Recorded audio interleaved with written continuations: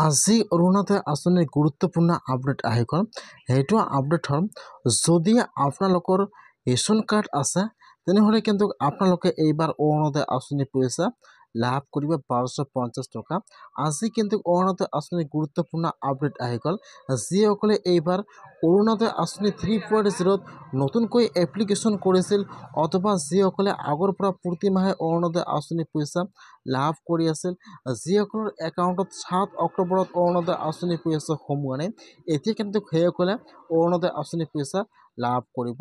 যদি আপোনালোকৰ একাউণ্টত 7 অক্টোবৰত অৰুণোদয় আঁচনিৰ পইচা সোমোৱা নাই তেনেহ'লে কিন্তু এতিয়া আপোনালোকে আপোনাৰ সকলো ডকুমেণ্ট জমা কৰিব লাগিব। এতিয়া আপোনালোকে আপোনাৰ ডকুমেণ্ট ক'ত জমা কৰিব লাগিব, মই আজি এইটো ভিডিঅ'ত আপোনালোকক সম্পূৰ্ণ প্ৰচেছ ষ্টেপ বাই ষ্টেপ দেখুৱাই দি আছোঁ।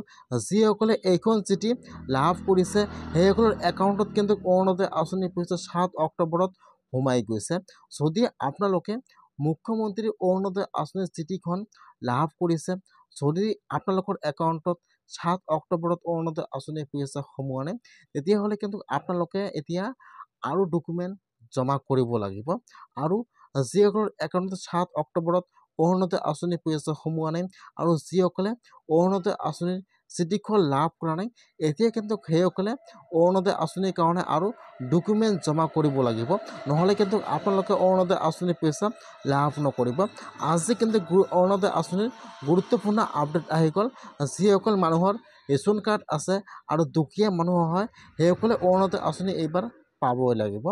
যিসকলে মুখ্যমন্ত্ৰীৰ এইখন চিঠি লাভ কৰিছিল সকলোৰে একাউণ্টত 7 অক্টোবৰত অৰুণোদয় আঁচনিৰ পইচা সোমাই গৈছে।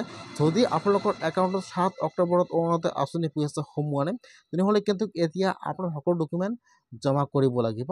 কি ডকুমেণ্ট জমা কৰিব লাগিব জানি লওক।